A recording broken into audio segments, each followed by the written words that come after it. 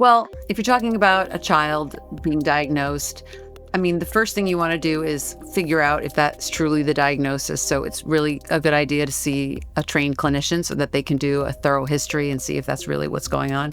And then, come to a treatment plan. And that can include coaching or medication or, executive functioning, tutoring.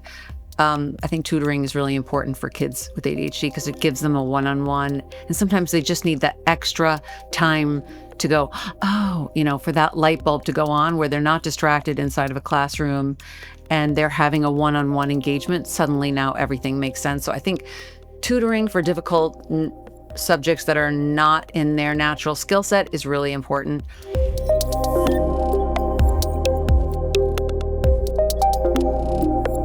What happens when the story you need doesn't exist, so you make it yourself?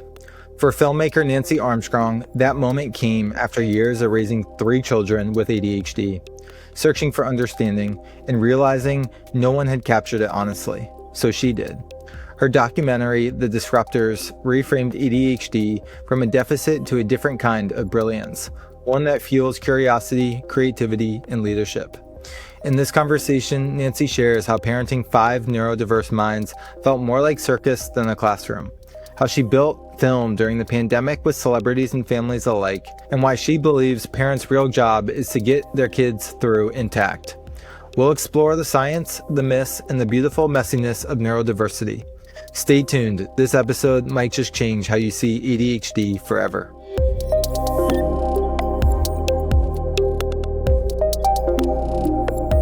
Nancy, welcome to the One Away Show. Thanks for having me. Yeah, thank you for being here. So Nancy, it's been wonderful getting to know you and learning about you and the important work you're doing in the world. But for the show purposes, what is the one away moment that you want to share with us today? I think the one away moment for me was the decision to make the film. I was in another job at the time, and I had been thinking about making the film for about 8 to 10 years.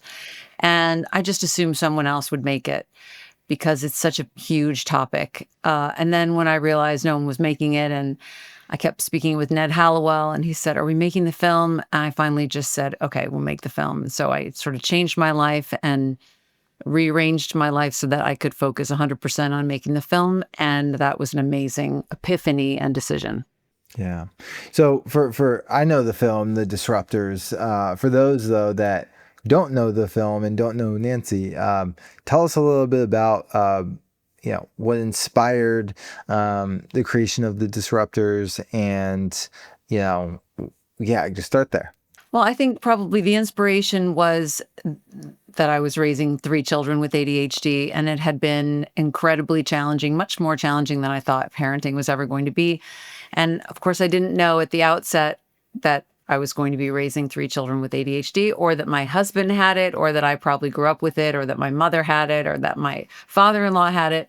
We were completely in the dark, and these are all discoveries we made along the path. So not having a film on such a big topic seemed crazy, since there are so many documentary films on much more inconsequential topics. And this was so consequential for so many families, millions of families all over the country and all over the world. So I decided to make the film not only to sort of help people have a better understanding of what ADHD is, because we are still pretty confused about that, but also to dispel the myths around ADHD and to reframe it from this deficit disorder model, which I think is wrong, to more of a brain type or a series of traits.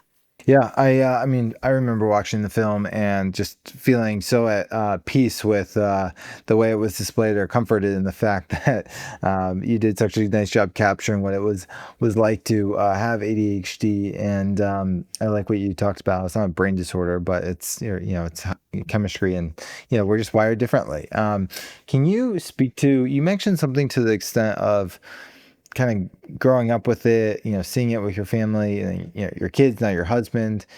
But just to clarify for the audience purposes, you don't have ADHD yourself, correct? I do not have it now, or I don't have it as a impairment. Really what differentiates normal symptoms of distraction and impulsivity and hyperactivity is the degree to which it impairs you in one or more environments. Well, two or more environments, actually. Looking back, I definitely grew up with it. It's in my family, and I could have checked every box growing up, probably for the inattentive type of ADHD. I also had a lot of emotional dysregulation, and I just thought I was, emotional and artistic, and I was all those things.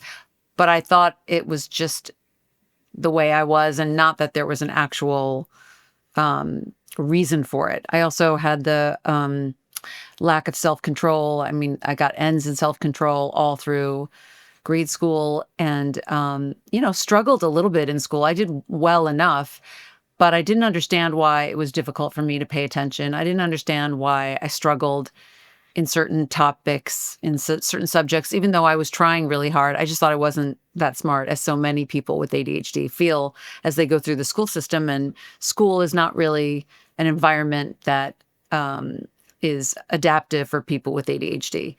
So now there's like 20 to 35% of people who have it in childhood and outgrow it when they reach full maturity, which is later. So if the brain matures at 25, people with ADHD are going to mature later. So for me, it was like 29, 30 where I felt a real shift of being able to make better decisions and to commit, to a process. And I just felt a shift in my ability to control myself and my brain, which was a huge relief. But for 70% of people, it continues into adulthood. So these people that are getting diagnosed in adulthood have not developed it. They've always had it. They've just found ways to work around some of the challenges, or they found something that they were great at, that their ADHD traits were very adaptive for.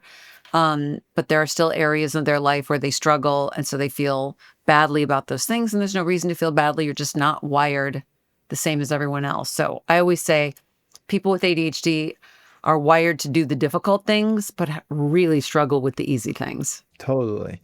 Totally, totally. I can appreciate that. And I mean, I think I want to talk a little bit about like some of the behaviors and things that, you develop to overcome for sure. But one of the things that I was thinking about even before the show, and I've always kind of wanted to ask you is what, so millions of people have this. It's talked about, but you said no one had made the movie. But for you personally, like what got you to the point of saying, I need to do something about this? And I'm curious, like as a parent, wife, how it impacted you with your own family to really inspire you to say, there needs to be more around this. Yeah. Well, first of all, it does overwhelm and take over. I mean, it's a powerful force to have all of this neurodiversity in your family, particularly when you don't know why it's happening and you don't have a clear understanding of it. So it was very disruptive, to a quote unquote normal home life. It was very difficult to grow up in a nice suburb of Connecticut where all the kids are marching in a straight line and quote unquote perfect. And our kids are flailing all over the place, or, that's what it felt like, hanging our heads coming out of those teacher conferences. And just because, again, the school environment doesn't really appreciate what the skill set of a child with ADHD is. It doesn't appreciate curiosity, energy, creativity, original thinking. It's about one size fits all, more industrialized approach to education. And sometimes it's not very interactive or experiential. So it's even worse. I mean, it's kind of worse for all kids, but it's particularly deadening for kids who have ADHD. So if you don't know that that's what you're dealing with, then it's just this horrible, isolating silo of shame as a parent. And this is where the myths of ADHD come from, that it's badly behaved kids, people who can't parent them, that it's only in boys. I mean, there's so many of them. And so we finally got, we finally had my first child, who was a boy, diagnosed when he was 8. And simultaneously my husband, because he had all the same symptoms. And that was kind of a relief, because then we we could do something about it. We could figure out a treatment plan, and that included a wide array of tools, not just one thing, but many things to try to help him succeed and feel better about himself in the school environment. I think that's what we were really concerned about, was the self-esteem, because these kids take so many hits, particularly in grade school when their brains are forming. These are formative years. So to have to go through your formative years bringing a blue can of paint to school when everyone else has yellow paint is incredibly damaging to a child's self-esteem. They don't want to be bringing their blue paint. They want to have yellow paint, but that's not the way they're wired, and they don't know why. And it makes them feel like something's wrong with them or that they're bad when they're not. They're just different, just like Benjamin Franklin was different and everyone thought he couldn't learn, and Thomas Edison struggled in school, and Einstein failed his board exams to get into public university. They were good in the things they were good at and terrible in the things they were terrible at, and they didn't care about those things. They were bored by those things, and they were only hyper-focused on the things that interested them. And in those areas, they could soar. Yeah, to your point, the hyper focus can be a superpower. It can also, if not aware, can, it has both sides. But I think there's more positives than negatives. And so what you're saying is we got language as a family. For my son, for my husband, we could do something about it. What, if you could recall, like once you kind of got the language and you said, hey, this is it. What were some of those things that maybe you took on as a family together to start, improving, the day to day of, how you guys operated as a, functional family? Well, I think we struggled a lot. I think, we're a very close-knit family, so we had that going for us, but I think we struggled. And I think when you have both parents who have ADHD type personality traits and personalities, which means we are kind of both low frustration tolerance, very emotive, very reactive. So when you have 5 reactive people in a family, it's not going to be smooth. It's not like a library. It's like a circus. So I think what I learned as I went along was sort of intuitively disconnect the mother relationship.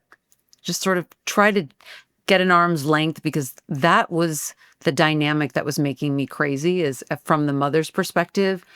You have to do this, you have to do this, you have to do this, you can't do that, and try to just get some distance from it, and also try to stay calm.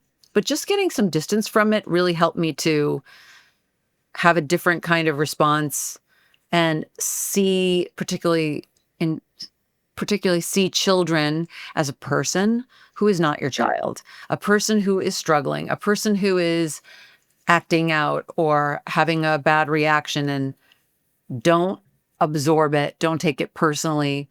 Just try to stay on the outside of it and analyze it from there and ask questions and just stay calm. If someone has to stay calm, and it's hard when there's so many dynamics. I think if I had one child with ADHD and 2 neurotypical children, I might have been able to just expend my energy there and not have to spread it so thin. I feel like I got spread very thin trying to manage all that. But we got through it, and we learned a lot. And I've learned a lot, particularly in becoming a certified parent coach. So I really want to help parents through that, through that sort of gauntlet of trying to get their kids through intact, because that's really the goal. You don't architect your children. Their personalities and their brain types are not your doing, although they come from you, but you are responsible for getting them through intact, for making sure that you're supporting them and that they're getting support and that they're not being bullied or abused or mistreated because their brains are different, because that can happen, unfortunately. Yeah, no, I love the framing. I also love the framing of a circus and not a library, and kind of what that is like inside of the household. Because you're right. I mean, maybe if you had more neurotypical kids, you wouldn't have been as spread thin. But you had overexposure in many regards, and so I would just want to say this. On the other hand, this thought always came to me that as difficult as, like, say, my son was growing up, and he really put us through it. But I still would have rather had the kind of child who is interesting, expressive, has a big personality, is a real character, hilariously funny, so dynamic, as opposed to some of those other kids who are just kind of, normal and don't have that much to say. I mean, I think in general, those skills that make parenting very difficult, those are very valuable skills when you get to adulthood. Once your brain matures a little bit, all of that, um, character and dynamic personality and engaging personality, those things are very, very useful in life, particularly in your career. So, um, I think you just have to get through childhood. Luckily, childhood is only, it's a small portion of your life duration. It feels like a long time when you're in it, but then it's over and you have decades in front of you. And those are going to be the good decades. Childhood's going to be a little bumpy for kids with ADHD. And that's what I try to tell parents, just so they're not trying to fix it. It's not going to get better overnight. You could put tools in place to help, and to stem some of the not great things, really not great things that can happen. And that's your job as a parent. But it's going to be a slog. Buckle up. yeah, I mean, totally. I mean, well, I love that you did something about it. I want to transition and shift gears as well to the we produced, right? The Disruptors. I remember watching it after we talked, and I thought to myself, going in, I'm like, oh, like probably a simple documentary, like in the sense of you decided to do this, and not to devalue what I thought I was going to see, but just because my expectations were just, I'm going to learn. But when I watched it, the production value was so well done, and it was like very thoughtful, and there were moments of like these emotional chords where I was like, oh, and it pierced me, and I just thought to myself, this was really well done, and I was like became more attached to kind of what you were doing, and I was like, oh, there's language for me in this as well. So you woke up one day, and, after 8 or 10 years, and you were like, I'm gonna do this. But unless I'm wrong, you'd never produced something of like this, magnitude. Like, what were your first steps, and like, how did you bring something such a beautiful product to life? So I reached out to Stephanie Suktig from Atlas Films, and I'd always been a big fan of hers. And she got back to me within, a day or something like that. And it was kind of at that moment where I said, oh my God, this, I went through a process, to figure out who to work with. But, my number one was really Stephanie. And so as soon as she signed on to collaborate on this film, I knew it was going to be good, because she and her company Atlas Films, Kristen Lazur also was a producer on the film.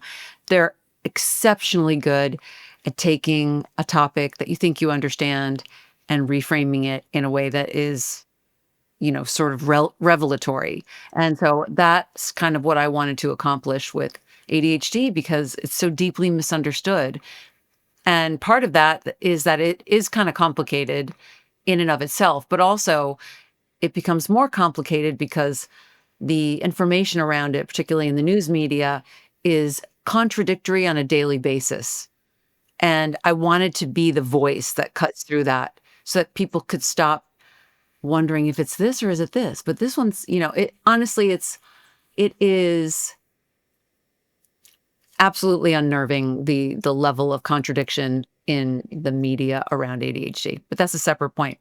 So Stephanie came on with her company, and I had a vision going in, and she shared that vision, and we got to work. And then COVID happened, and so we had to do, the interviews covered in PPE.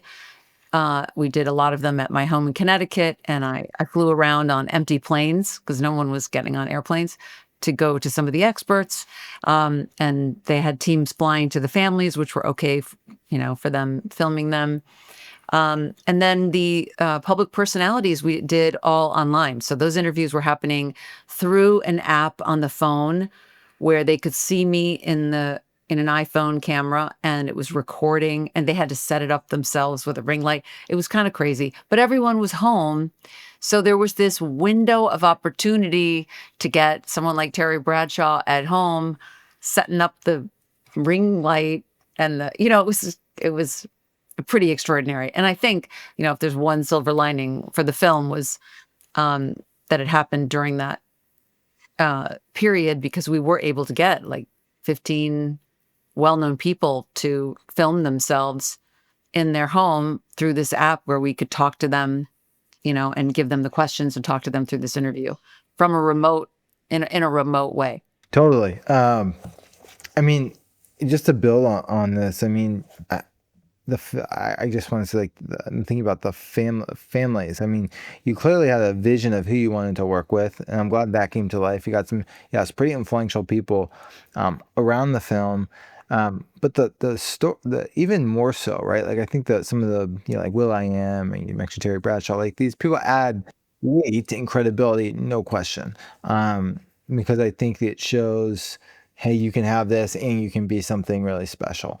There's also the storytelling, though, of the families that were in their kids. How do you find these families and then get them to participate so transparently and openly to really, I think, validate fully the data and the points that you were trying to make? Because I thought that was really touching. Having been through it with 3 children, I knew what I wanted to capture going in. So I knew what kind of age bracket I that, we should look for when things are really the most difficult, which is what you kind of want to show. You don't want to show in this film someone that's kind of starting to figure it out. We wanted to show where the difficulty is, where the parental struggle is, where the struggle is for the child in school and at home and all those things. So we went through a casting process, and found these families that wanted to be involved in the film because they wanted to do something. They wanted to change the narrative. They wanted to have the world have a better understanding of this. They wanted, to reframe it. They understood the vision of the film, which is to show that it's challenging, particularly in children and growing up, going to school, but that there is this super skill set that is sort of culturally and environmentally dependent. ADHD is a brain type that is part of human diversity. It's been around since the beginning of man, so it's not new at all, and it hasn't really. The numbers haven't really changed. That's another misnomer. It's just that we've become better at identifying it, and also that society has changed. So now these people that were very adaptive in a more agricultural hunter-gatherer environment, the more industrialized, the more sort of constrained society becomes, the more difficult it's going to be for people with ADHD, and that is sort of illustrated the most in a school environment where you have to sit in a chair and listen. You're not supposed to move. Some schools don't even have PE classes anymore. So all the things that kids with ADHD need, they're not getting in a school environment. All the things their bodies and their brains naturally need, they're not going to get. So it's going to seem like it feels very maladaptive in that school environment, which is not to say that they're not smart, because they're very smart. It's just that they have a hard time demonstrating their knowledge in that environment. Totally. I mean, I resonate with that as well on many fronts, and I do think you're right. It is about the environment and how where you put people, and the things that you do give them to function in a way that's more conducive to how they are wired. And so my question to you is, you talk in the film, you talk about your family. Once you are kind of like diagnosed or you kind of have language, and how do you take somebody who is maybe affected on a day-to-day with their behaviors and then ultimately like bridge the gap and say, okay, you are here, but if you want to be high functioning in society and leverage this as a superpower, here are the things that ultimately need to happen. What are those things in your opinion that you would kind of recommend, that you've seen firsthand, or maybe things that aren't super obvious that you try, even if, the data doesn't always prove it's perfect? Well, if you're talking about a child being diagnosed, I mean, the first thing you want to do is figure out if that's truly the diagnosis. So it's really a good idea to see a trained clinician so that they can do a thorough history and see if that's really what's going on. It could be a lot of other things, but you want to make sure, first of all, that you know what you're dealing with. And then, come to a treatment plan. And that can include coaching or medication or, executive functioning, tutoring. I think tutoring is really important for kids with ADHD because it gives them a one-on-one. And sometimes they just need that extra time to go, oh, for that light bulb to go on where they're not distracted inside of a classroom and they're having a one-on-one engagement. Suddenly now everything makes sense. So I think tutoring for difficult subjects that are not in their natural skill set is really important. I think coaching for parents is really important. So that you have a method to handle the madness in your home. You can take control of the situation by having some real life strategies that work and not really going by a seat of your pants approach. Because it's not like parenting neurotypical kids. And step number one is my child is not neurotypical. So you have to look at everything very differently. And one good example of that is, they always tell you in middle school, if your child forgets something, don't bring it. Just let them learn, the hard way. But that's fine for a neurotypical child. But if you have a child with ADHD, they're not going to remember everything. Even if you put the cupcakes by the front door, they may still walk out the door without them. And that is not because they don't care about taking the cupcakes to school. It's because their brain went somewhere else, or they're in their, imaginary world, or whatever it is. They're thinking about something else and their brain has gone there and didn't see the cupcakes. So understand that that's going to happen. Bring the cupcakes for them. And then try to figure out a system at home where it makes it a little more difficult to forget, like a note as you're going into the doorway area, a note on the door. Don't forget the cupcakes. Like those are just things. Maybe there's 3 don't forget the cupcakes notes. You might get the cupcakes out the door in that situation. But you can't get exasperated that you have to make 3 notes. You just have to make the 3 notes.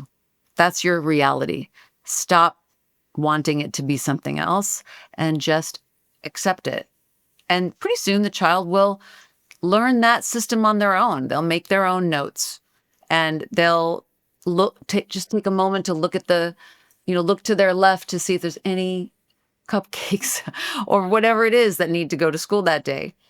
But I think it's a mistake to punish them for forgetting because that's inherent in the way their brain is wired.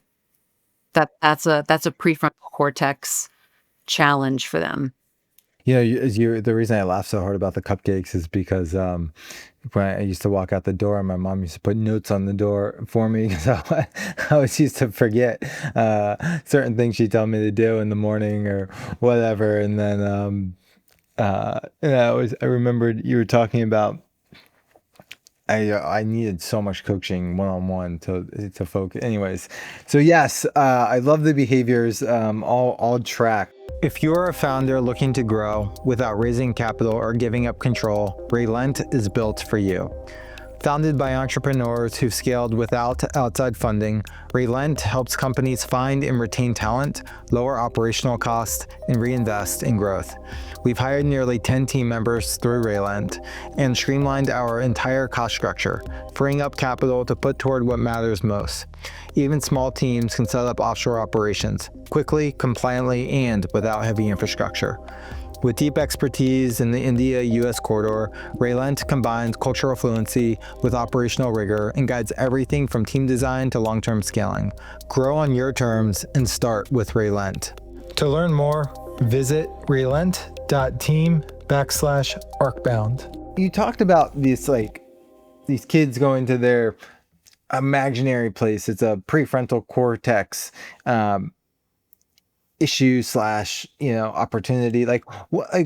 What is happening more, if you don't mind sharing more scientifically on what is happening, and then what are the superpowers though in that? Because to your point, we've seen a lot of very successful people in creative imaginary ways leverage these capabilities that the neurotypical people don't have. So I'd love to understand scientifically, and then kind of what that's enabling though, for people to be more successful in the world. Yeah. So I do this. This is in the film, and so I think it's better in the film than I can explain it now, because I'm not a scientist or a doctor. But it's the way that information goes into the brain, goes through the prefrontal cortex down to the caudate in this information loop, and it's different in people with ADHD. There's that. There also is just less activity in the prefrontal cortex in young people with ADHD. They are producing less dopamine and norepinephrine, or they have these little vacuums in the brain that as soon as the dopamine is released in the brain, it gets sucked up too soon. So that dopamine is kind of the thing that helps you decide, make a decision, say what you're going to say. If it gets sucked up too quickly, there's, where some of the impulsivity is coming from. So what medication does is, as an aside, makes it possible to have more free-floating dopamine and norepinephrine.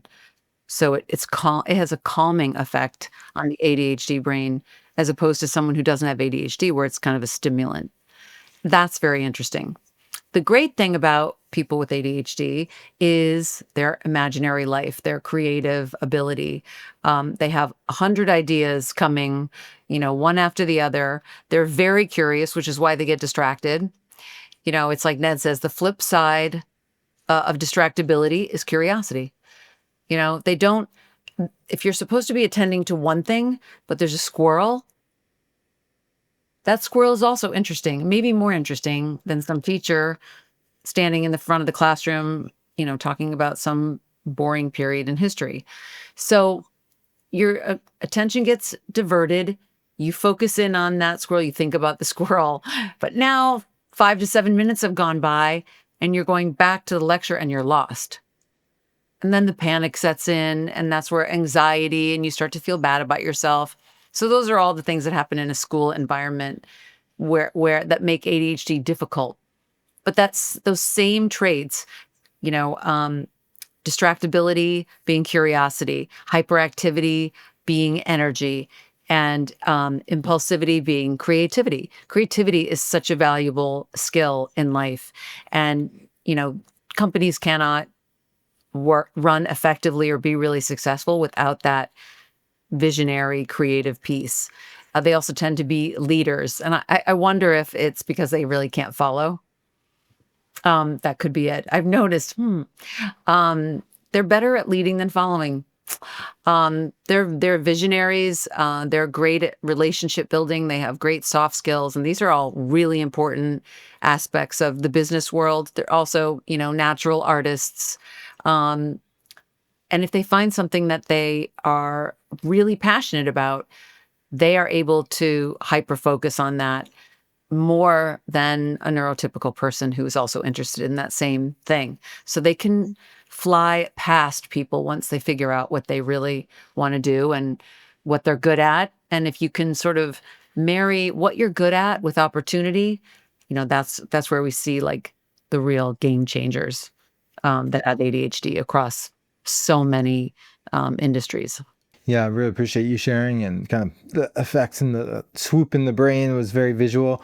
On that note, though, right? You talk about on the flip side, the distractibility is creativity, curiosity, and yes, the soft skills and what that enables and unlocks. Like especially in this, even more so, I'd say in this age of innovation and AI, like being more relational and creative is I think a superpower. But to your point, um, what are I guess two questions with like medicine, right? And kind of taking like what is your beliefs on medicine and taking it? And then it sounds like the upside is I've never taken it, but I mean I'm open to it. I've just never gone there. But does it, if you take it, does it strip away the really good effects, right? Or the really good qualities of what the condition may allow you to be able to do? So I'm just kind of curious on if your belief system around it, and then two, okay, for people who do elect to go down that path, if that strips away some of their inherent natural abilities that, you know, having ADHD gives them. Well, it's not supposed to. I'll start with that. I mean, my own personal view is kind of what we try to do in the film, which is to be agnostic about it, which is to say that it is a great tool if it works for you. And the research tells us that the most effective tool is the medication. That's just what the research tells us. It's always better, I think, to build habits long term. I sort of feel about the medication that it's probably the most helpful for children just because they have no choice but to go through the K through 12 education system. And, most kids are in public school. They do get accommodations and they should legally. But so I think it can be the most helpful in that environment when you are on your own, really, your parents are not with you in school, and you are 8 hours a day somewhere else where you need to do X, Y, and Z, or there's going to just be a world of negative attention coming your way, which is very damaging. So I think from that perspective, if it can work for your child, it can be very effective and really helpful. And that's what we found with all three of our children. That being said, they don't take it anymore. Um, it's a trial and error process. So a medication might work for a while, and then maybe it's not feeling great anymore. And when I say not feeling great, just side effects of like feeling anxious when it's wearing off, or curbing your appetite, or maybe you're having trouble sleeping or something. So you have to tweak not only which medication, but what dose. And I'm always a proponent of like keep the dose as low and still get the impact that you want. And really, it's target symptom relief with no side effects. That's the goal. And some people, they never really find one that works for them. And that's, but there are a lot now. And there are other categories that are not stimulant medication that people have found to work for them really well. So it's a trial and error process, really uncomfortable, particularly when you're dealing with kids. But these medications are safe, according to the research. They've been tested for decades and decades because they're used with children. And what the research has found is in 35 longitudinal studies that it actually helps, taken over time, actually helps mitigate some of the downsides of ADHD. And to your question, it doesn't take away the super skills. Um, unless you're taking the wrong one or too much, then you can, you've seen where that happens if people are taking too high of a dose. But it's not supposed to do that. But that being said, when my daughters were performing, they wouldn't take it. They would take it situationally. If they were in an environment where there was no impairment at all, which is for them was like theater rehearsal, because that's their world, or a performance. Now that is ideally suited to their brain. They would not take medication because they didn't want any hindrance of their super skills. But they would take it in a school environment because they didn't want to fall behind. They wanted to do well. and they knew that those environments were more challenging. No, I appreciate the personal kind of family history on it and the use cases for your own family. And I know it's yeah, there's many opinions, and it's, I think it's brave and, like, to your point, I think advantageous in the right use cases. And it's neat to see how your family adapted. And you're right, it does talk a bit about it in the film, but curious on your take as well, kind of being at the front of the field. Nancy, I know, one of the things that you shared with me when we first started talking was, um, you didn't see yourself as a guru in the space because so many people have come before you and you've built off their work and helped bring that together. But who were some of the formative influences for you in learning, discovering, helping you crystallize your thinking and kind of the work that you're doing? Well, so many of the doctors in the film really, I pulled everyone that I was a fangirl of to be in the film. So certainly Ned Hallowell. I mean, I'm very close with Ned, and he has seen my husband and I over the years, to help us with the parenting aspect.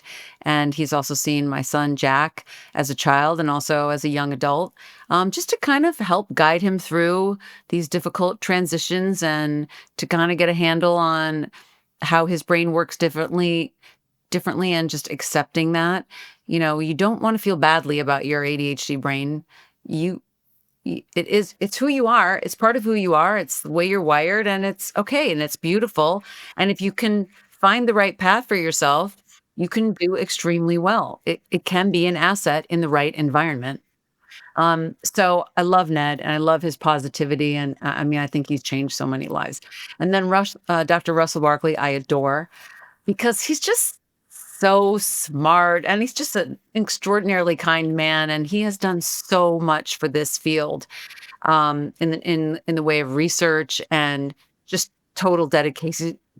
He's a total scholar. I talked to him for over 4 hours. And when I apologized, I said, "Oh, I'm sorry. It's been over 4 hours." He said, "Oh, I could do 12." I just love his passion. It's different. He's been compared to Ned before as like Darth Vader and Pollyanna, and it's really not true. He's just more focused on um, the challenges of ADHD. He wants kids and families to do better, and he resists the upside of ADHD or the it can be an asset um, perspective because he doesn't want the help that they so dearly need in school to be pulled away. Well, if they're geniuses, if it's a super skill, we don't need to help them. They shouldn't be um, getting accommodations and all of those things. Um, and again, I spoke to this earlier. It's complicated because it's in the DSM-5. So that's the Diagnostic and Statistical Manual of Mental Illnesses. It's not a mental illness. It's not a disorder. It's not a deficit. It's none of those things. That's one of the reasons why it's so confusing. Um, if you think about it, it's in the same manual with schizophrenia and bipolar disorder. But if you're a schizophrenic, you're a schizophrenic no matter where you are. You have bipolar no matter what environment you're in, and it will be maladaptive. But if you are someone with an ADHD brain, you have that series of traits, they're only really maladaptive in certain environments. If you get in the right environment, it's incredibly adaptive. It's incredibly advantageous. So that's not really a mental illness. So I think that's why. But on the other hand, we need it to be there in order for kids to get accommodations, extra time, um, to get all these things in the school system. So it's just that's why it's so confusing and so tricky, is because it's a couple of different things at once. And it's particularly complicated when you're young. Well, I love the reframe too, right? It's not a disorder, it's not a deficit, but it is confusing given where it's kind of grouped.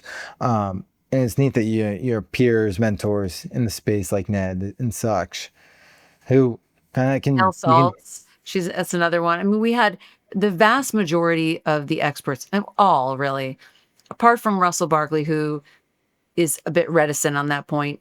Although I did get him to admit that I suppose if your brain is this way, it might lend itself to creativity. It might lend itself to ideation um, in a more exaggerated way. So, but he just very careful not to want to call it a superpower. Although he did say, if you're Michael Phelps, do what his mother did and get the resources so that you can take an aptitude and turn it into, something much bigger than that. No, it's awesome. It's great to have these groups of people who, you can kind of push it further, push the message further together, but also like form your own. And it seems like you've done that and then some in a very also creative and thoughtful and way with distribution behind it. Nancy, as you look ahead, as we kind of think about what you've done to date and kind of where you're going in this field, what do you see for yourself over the next 3 years? Well, I'm in the process of starting to write a book. So what that's coming out of really is in the process of promoting the film all across the country, and it's global. So they've been screening it all over the world. Um, is that parents need more help. That the film has been a great start to giving us a forum to have a conversation and to start putting some of these issues out on the table and to come out of the shadows and find a community. There are communities online, but this is in-person communities where you have 100 to 150, parents sitting in the audience, all in that same struggle. And they have a lot of questions. And so in order to kind of answer those questions and to give more of a concrete strategy of what they should do and how they can handle their children and their families and what they can do to make this journey a little bit easier. And most importantly, to protect their children, to shepherd them to adulthood intact. The book is for them. It's sort of the next step. And also to tell some of our own personal stories, which I've told here. But I think, sometimes, this is not the case with Ned, but books written by clinicians can be a little dry and hard to read, and they're too long and it's too dense. So this is going to be story driven with some,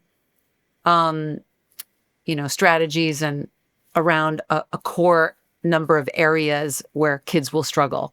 Here's what their super skills are. Here are some areas where they're going to struggle, and here's what you can do. And, that'll be story driven, and just to kind of be another helpful tool for parents who are at the beginning of this journey. ADHD is not going anywhere. It's, like I said, it's been around since the beginning of man, and we're always going to have it. So it would be great if parents understood more about it and understood how to navigate this journey to make their lives and their children's lives better. Yeah. You're reminding me of a book. I'm looking up at my bookcase. I think it's called Outlive by Peter Attia. Oh, yeah. I'm reading that. I feel like it breaks down the science of longevity so well. I haven't read it for a couple of years, but so as you're talking, right, kind of bringing in the storytelling and the science and packaging it so it's not dry and clinical. I'm excited for you. And I remember, watching the movie and saying, okay, what's the how-to and what's next? And it seems like you're answering that call for sure. So I'm excited for you. Yeah. Nancy, where can people find the movie? When is the book coming out? Where can they find you? Tell us all the things. Well, currently the movie is anywhere online, so you can find it on Amazon, Apple TV, Google Play, YouTube, Fandango. It's just Google it. You can also find all of those links at disruptorsfilm.com where you can find more content on the film, information about the filmmakers, information about everyone in the film, and some resources. And then for me, I'm at happywarriormedia.com. And the book is forthcoming. It takes a little while to write a book. So like I said, I'm at the beginning of that process. But there'll be more more announcements from me as we get closer to that. Well, Nancy, thank you for sharing with us the knowledge, insight, wisdom, and I'm excited to continue following along and seeing parts of myself as you show them on your journey. So thank you. Thanks, Brian.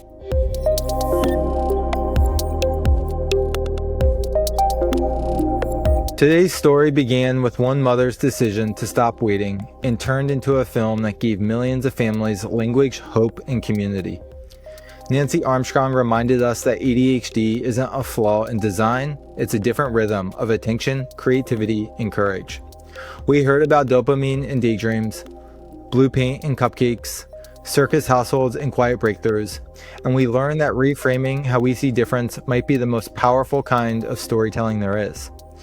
If Nancy's message resonated, leave a review, share this episode, and tell a friend who might need it. You can stream The Disruptors anywhere online and follow Nancy's work at happywarriormedia.com. New episodes of The One Away Show drop every Tuesday and Friday. Join us as we explore the moments that change everything.